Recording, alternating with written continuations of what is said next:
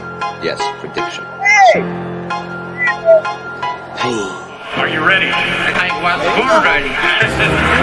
Obviously, you're a little, aggravated by the line of questioning regarding Canelo. I don't want to touch this, dirty, so bad, I don't want to touch his name. I'm working on feeling the art of humbleness. Can you be with me? That's the reason why I'm crying, because I'm not that person no more. And I miss him. But sometimes I feel like a bitch. I don't want that person to come out, because when he comes out, hell is coming with him. And it's not funny at all. It must sound cool, like I'm a tough guy. It's just I hate that I'm scared of it. It would be awesome to, be being a great war, maybe with a Mexican.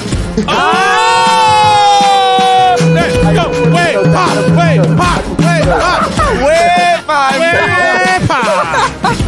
I have to put the joke. No, hey. Thank you for playing, man. I appreciate Good you. timing, man. Can't put predictions, man, but I definitely don't want to leave it to the judges.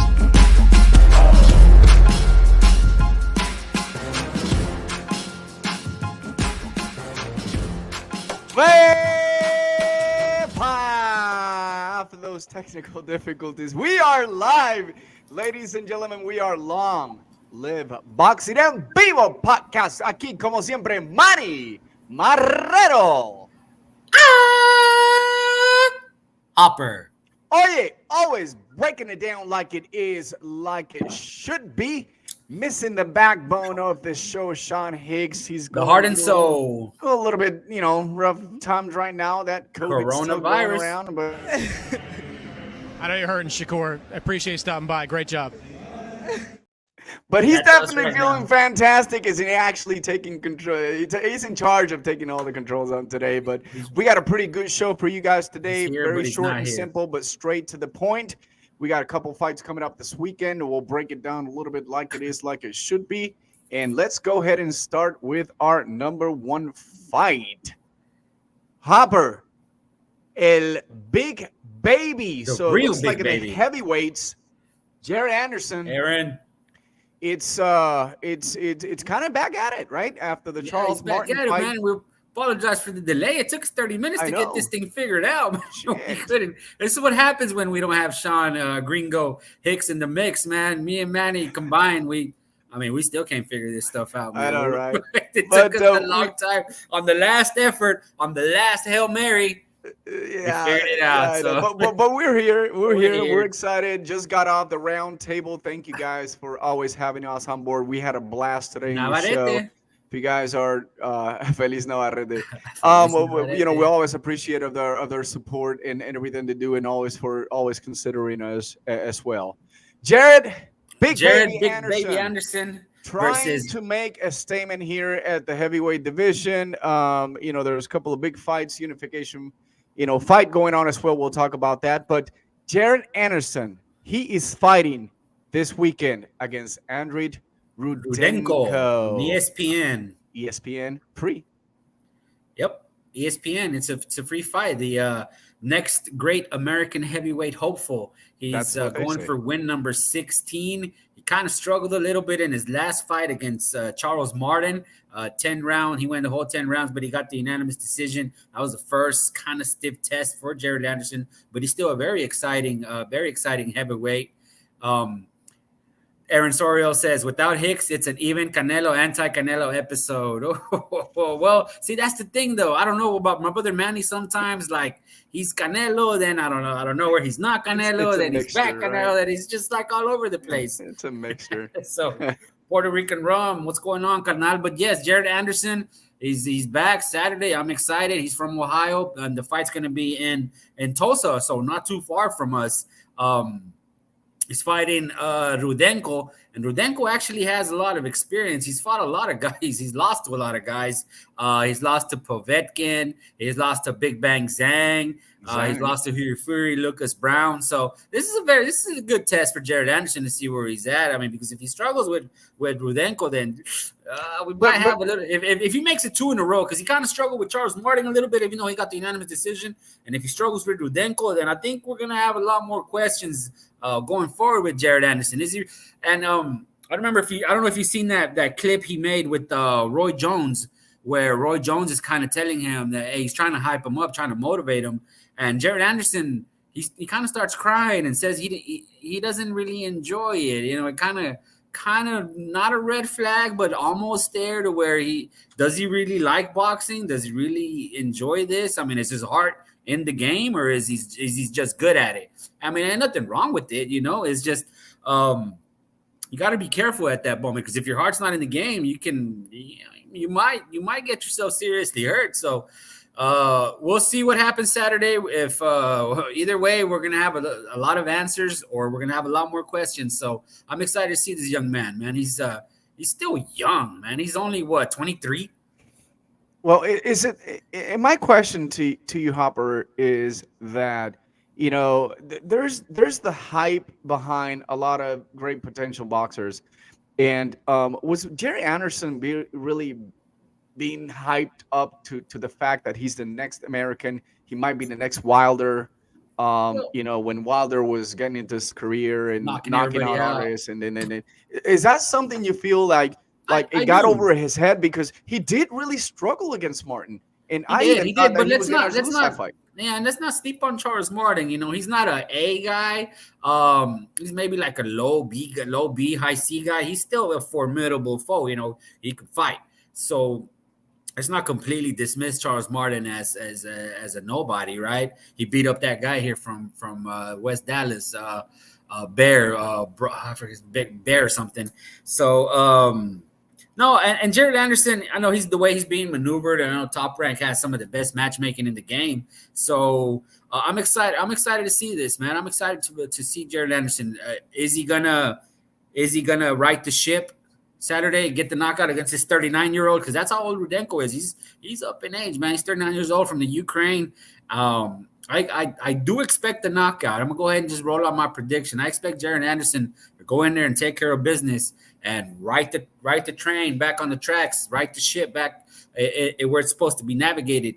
I like Jared Anderson, man. He's a good kid. He just, man, I don't know, man. Maybe the bright lights are kind of messing with him. Everything's between the ears, so we'll see. Well, I mean, you have the top elite heavyweights right now. We talk about, you know, the unified champion, which is Alexander Usyk.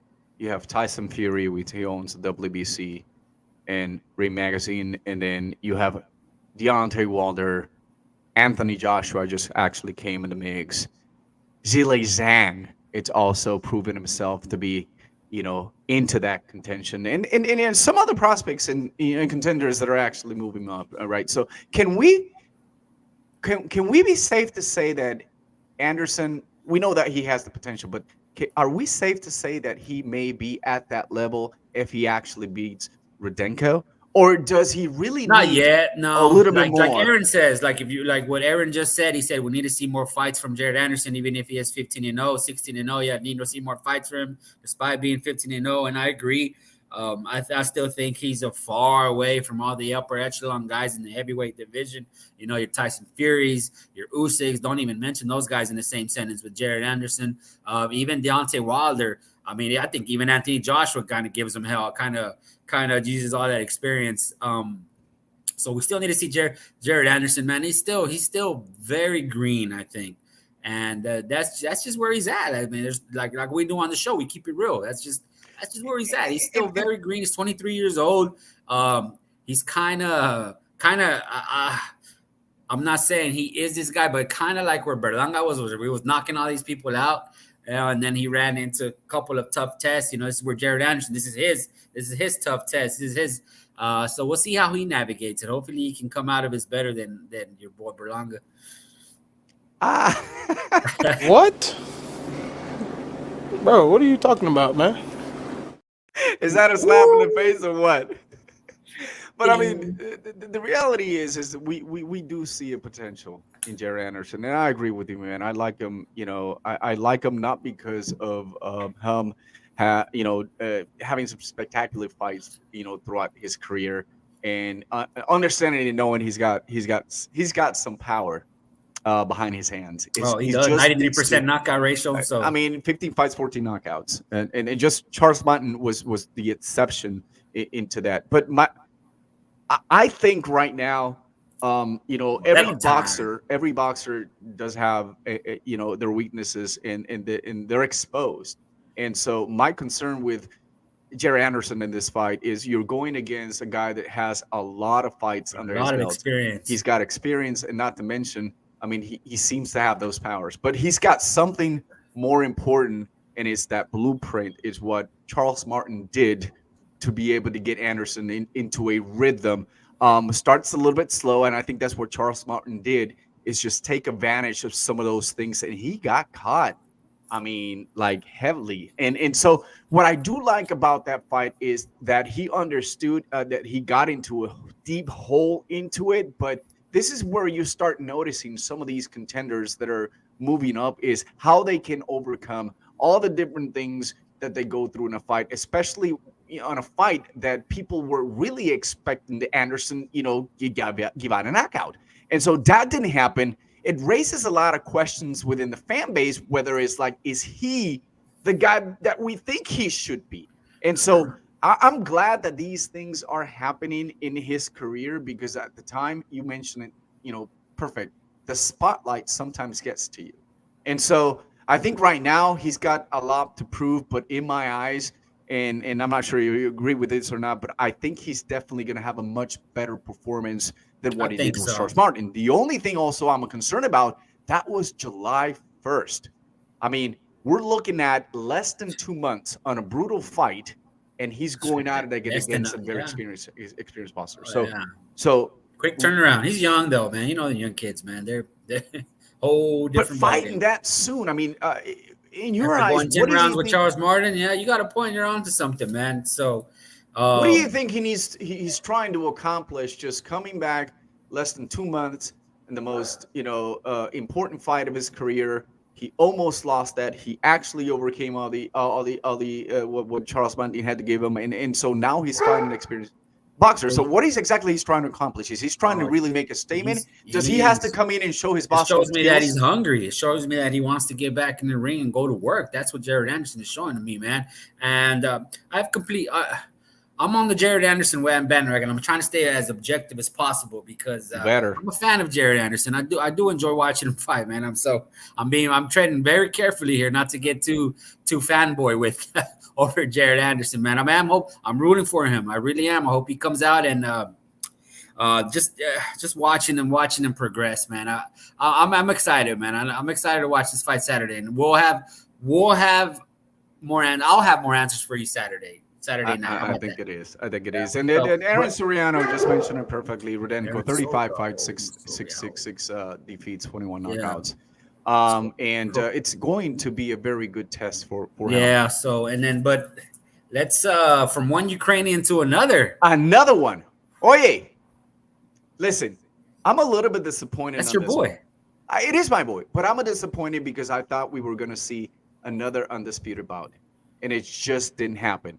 Now, the trajectory of Usyk, if you think about it, when he fought with a spoon, he's been fighting only once a year, okay? A lot of people had a lot of concerns on him because they said, well, he's very inactive. He's got the Ukraine, war going on and, a lot of emotions. But here's the deal. Here's what I like about this. He's going to fight right next, almost in his backyard in Poland.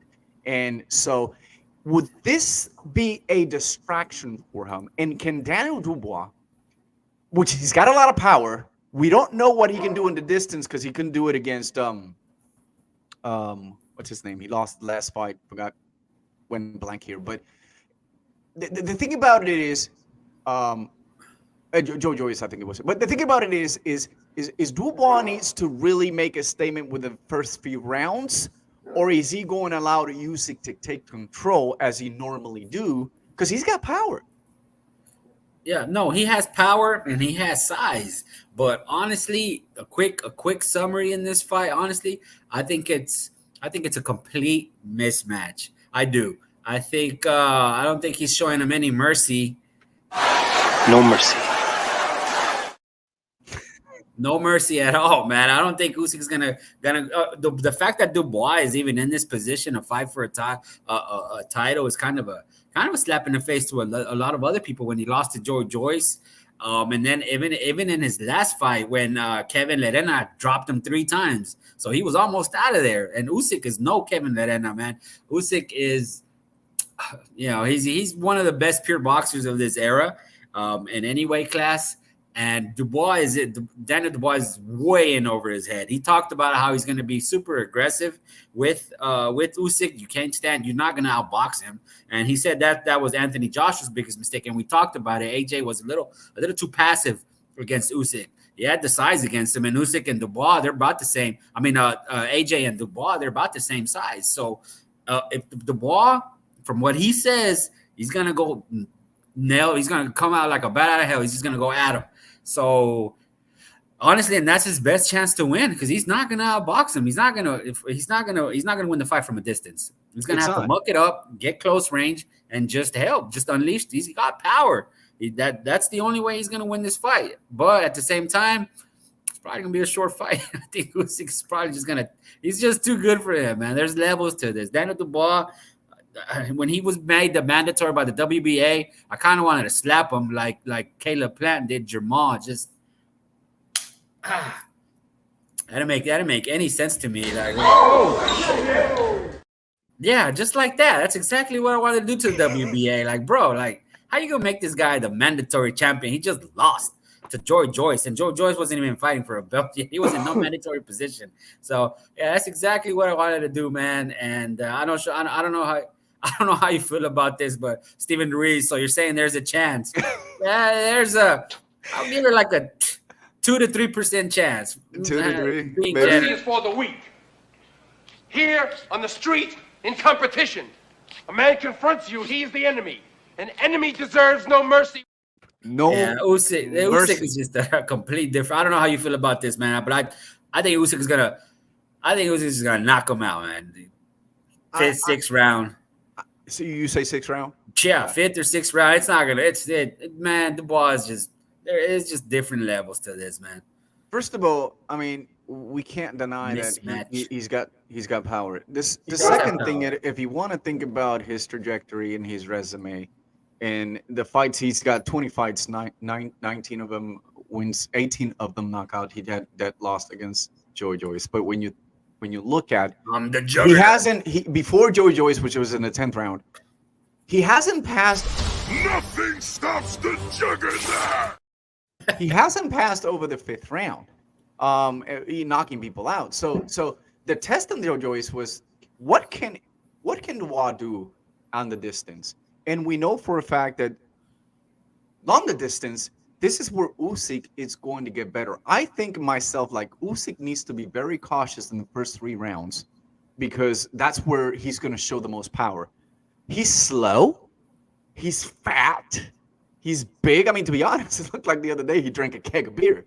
And this is where actually he's going to capitalize. And I think if I was Joy Joyce, I think he needs to really start working his way into the body, but at the same time, that could be a double-edged sword, because this is where Usyk really gets into his rhythm and counter punches into the point that, and we get it. Usyk hasn't knocked out someone, what is it? The last knockout he had, it was Tony Blab. No, but Dubois is tailor-made for him. The way he's, So there's no point in terms of like thinking like a lot of people are saying Usyk will knock him out. And as a matter of fact, if you look at the odds, Usyk actually is favored to 10-1, I believe, last time I checked. Right, but as a knockout. So if you think about where am I going to put the money in it, it's in about a knockout. And still, if you're choosing Usyk to win on a decision, it's still good money to make, because the odds are even higher.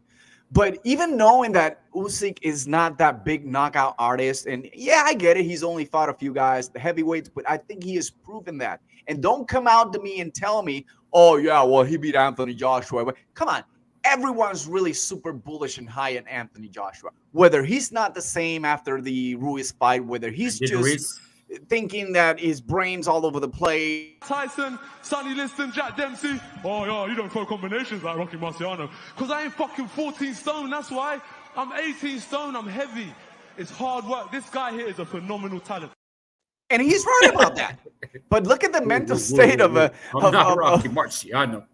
I mean, think about this. And so for that, this is definitely an okay fight for me to keep Usyk fighting once a year since he's been doing so, and waiting to see what the fuck is Tyson Fury gonna do. Are you really going to come in and language? I mean, I don't care. I'm just really tired of this nonsense bullshit that you're gonna be fighting. If you're a boxer, stick with your boxing. How you feeling?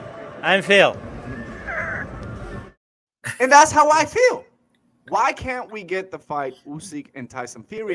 Fury's out there. Jump Fury, the MMA. He's got a reality. He's got a reality show now. I kind of watched the preview of it. He's talking about buying the airport and this and that. How he needs another jet. I'm like, bro, this guy. He's not a man. He ain't trying to box anybody, man. He's trying to make money. That's why he fighting Nagano. Tyson MMA. Fury. Yeah, he's fighting this MMA fighter, making his pro debut and. I roll, easy, but hey, easy money, and I get it. At big the end of the day, too. it's business. Saudi Arabia money, man. That's what it Tyson is. Fury feels like he is that guy that can entertain the billionaires, and if I think that the spotlight should go on top of me. Yeah. Oh yeah. So if you think that the money it's more important than the legacy, then I get it. At the end of the day, you're going to retire. Yeah, you're going for to sure. retire I mean, later. hey, but come like on, Spence says it all the time. But if you want to build your legacy, wouldn't you think that you really want to fight the best, and become an undisputed champion? And so for me right now, it's kind of like, Usyk has no other options to just really kind of try to stay active. He has to satisfy his mandatories. That's pretty much what he's down to. And I like that because I like the fact that, this is what mandatories are for. And so when you think about it, whether it's a regular, whether it's an interim, whether it's intercontinental, I mean, there is a reason why they have this mandatory. And so, I don't know. I mean, I'm okay with it. I just can't wait to see what he can do and showcase against his power punches. But I'm going to be straightforward with you guys. And I said it in the round table in the previous show. Usyk, 8th round knockout. Bottom line. I get it. He hasn't knocked out someone. No, I said 5th or 6th, man. You said 5th or 6th. I'm saying 8. But yeah, I get it. He hasn't knocked anyone out since he fought Tony Bello. And that's in 2018. So we're talking about 5 years that we haven't seen Usyk. And and that's even out on the cruiserweight. Canelo can get both. So why am I saying this? Why am I going against statistics? Why am I saying he hasn't been able to knock out someone in the heavyweights? And why am I saying it right now? It's just the fact right now that I just don't think that Dubois is at that level. Yeah, honestly, compared to his contemporaries, Dubois he's nowhere near Usyk's level. And Aaron Sorio says Fury don't want to fight someone who fights essentially the same way. He'd rather fight someone with a complementary style. Yeah, that's true. Yeah. That's why he went 3 times with Wilder. So, yeah, Usyk is a very talented guy for Not a lot of people believed it. We were there since the get-go, and I'm excited to see that. I'm excited to... Yeah, it's fine. We're both picking Usyk knockout. We're both picking Usyk to win, right? We're both picking them to win. So we 5 both or 6. agree. You confused her. What? Did we just become best friends? Yep. Do you want to go do karate in the garage? Yep. 5 or 6. Be clear. That's crazy. We agree. The only thing we differ is the round he's getting knocked out on. So 8th round knockout for me. Puerto Rico connection. Speaking of Puerto Rico, hey, you guys got a fighter going on this Saturday too, right? Oh yeah. Puerto Rico, it's got to be excited about what's happening. But the cream will rise to the top. Oh yeah. And you can see the excitement about the fans. I don't believe yet that we have to label someone as the face of Puerto Rico. But as you see this guy right back here, we talked about it in the show. When we were at the studio, we told you that, Oscar Collazo will be one of the next champions. I said number 1, but actually Subriel Matia beat me to it because of the circumstances. But right now, Oscar Pupilo Collazo has an opportunity not only to entertain the Puerto Rican people coming up Saturday, August 26th, and in el Roberto Clemente in San Juan, Puerto Rico. He's going to defend his title against the Filipino Garen Diagan. What are your thoughts about this fight? Man, like I mentioned when the show started, man, this is kind of a other than the Jared Anderson fight, maybe this weekend kind of a mismatches. Garen Diaga, he's 10-3. He's been knocked out already. He hasn't fought anybody at this level. Way in over his head. I expect Collazo to go in. Honestly, I'm gonna be disappointed if Collazo doesn't get the knockout. I'm gonna put it like that. No mercy. No mercy, Collazo. You better not show this guy any mercy, man. He's nowhere near your level. Like it's kind of like the gap between Collazo and his opponent is probably higher than Usyk and Dubois, and that's a big gap. So Puerto Rico's time to shine Saturday, baby, and I expect a knockout. I expect him to get it done. And that's a really good point, because if you look at his resume, and by the way, I don't think you really believe me that in his 8 fights or less he was going to become a champion. But the people who he's fought, and when you look at the big Saludar fight, this is a former world champion. This is a guy that's got a lot of experience, and then he does it again with Melvin Jerusalem. So the real roadmap to this, and this is where I get really excited, is the unification portion of this, and so things are kind of lining up for him to be able to eventually unify against probably Eric Rosa, or even some of the other guys that they currently hold a championship. Danny Valladares, Patchman, Koki, Gina, I can never say his name. But the point is that we have exciting times ahead of us, and I'm just really excited to hear a couple things of what I'm hearing in the island of Puerto Rico. Number one, people are getting excited about this weekend. They're also preparing themselves to party, to the get-togethers, to pull out their screen TVs out there and enjoy what boxing, has to offer to us. And what a better way to do it involving someone that is actually currently a world champion. Puerto Rico's got 5. Pupilo Collazo, Bomba Gonzalez, Subriel Matias, Xander, Amanda Serrano. No, come on. Sander, not yet. Don't get into that conversation. Hey, come on, man. Don't get into that conversation yet. Nah, you're gonna right. jinx. You're right. You know what I mean? You're Berlanga. Not yet into that. I gotta be able to see a whole lot more. Subriel Matias, though, the boogeyman. Subriel Matias and the current champion that just became a champion this last week, Manny Rodriguez. So we have a lot to Puerto cheer Rico for. on the come up. I told you, didn't I tell you, a few years ago when I was being bullied? I didn't believe you. You didn't believe me. You didn't believe me. What about now? Do you believe me now? A little bit. Ahora me crees. Maybe when I beat a Mexican. So congratulations, Manny Rodriguez, man. What a performance. And also, I mean, he looked good, man. The future's brilliant for him at 118. Yes, you can say that. Okay, the landscape's open. It left, but it doesn't matter. I think he had an opportunity with you. It's just a monster against someone that has great talent. But not only that, the way that the mentality of the Puerto Rican boxing, boxers in Puerto Rico, they're wanting to go above and beyond. This is what I talk a lot. If you want to become a champion, if you want to be consistent, and you want to unify, and maybe you want to be undisputed, you have to change and make some changes to your camp. This guy went to Mexico, as well as Subriel Matias. Look at how that little stable is. They're growing both in the right. Subriel and Manny. They're with Panda, El Camarón Mexicano. O sea, we had him here on the show. This is a stable that's growing. And I think the momentum, having 2 world champions into that, and now most likely will, it's in the talks, and I know it's probably going to take a while before we really know exactly what's going to happen, but we do have an opportunity right now for Manny to be able to at least unify in the 118 pounds. So it's good for boxing, it's good for Puerto Rico, and it's good for the people that they love the sport and they have been waiting for this moment for quite some time. So I can't wait to hear todo lo que los compatriotas boricuas van a experimentar en este weekend. Yo sé que va a haber paradas, va a haber fiestas, take it easy, guys. Don't drink and drive.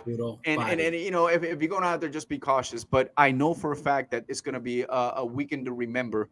And the show that he wants to put in front of these people, I do totally agree. I think it's going to be an early knockout. It's not going to last more than 5 rounds. I'll give it a 4-round knockout para Oscar El Pupilo Collazo. And still undefeated and still a champion of the world. 6-round knockout for me, brother. 6? How important is it to you, though? ¡Qué lindo! Él dijo resplandor. ¡Ay, mierda! Final thoughts, Manny. Let me go. Final thought, man. brother. I want to give a shout out to my baby princess. She made this Mexican dragon for me. Era nomás. Made this poster. Viva Mexico. And she's my baby. And I want to give an update on my handicap situation. I'm starting rehab, physical therapy already. I was supposed to start sometime this week, but they were booked up. So I'm on the road to recovery, baby. I'll be walking in no time, and I'll be posting those boxing videos very soon, hopefully. My final thought. Yes, I am going to talk about him. Yes, we'll probably break it down sometimes. But I am extremely excited to see El Chingon. How is he going to perform against the little Charlo? Which, by the way, there's not really a whole lot of motivation on the Canelo side rather than the Charlo side. But at the same time, it doesn't matter because these are fights that were supposed to happen a little bit while ago before Canelo jumped on into 168. If you were impatient and you left boxing for a while, I'm glad you came back because it's going to happen. But the landscape in boxing is becoming very, very interesting right now. Everyone wants money. Payday. And it looks like they're getting it, right? So what's happening after this fight? I don't really care. I don't want to know. I know there's a lot of buzz going on around that Crawford now wants the attention. I'm your huckleberry. 2-time undisputed. And he wants to jump 21 pounds to be able to contend for that undisputed. So things are happening. Remember, when you win a lot, you expect a lot. When you lose a lot, they feel sorry for you. But he's got the right to say, I want to fight whoever I want to fight.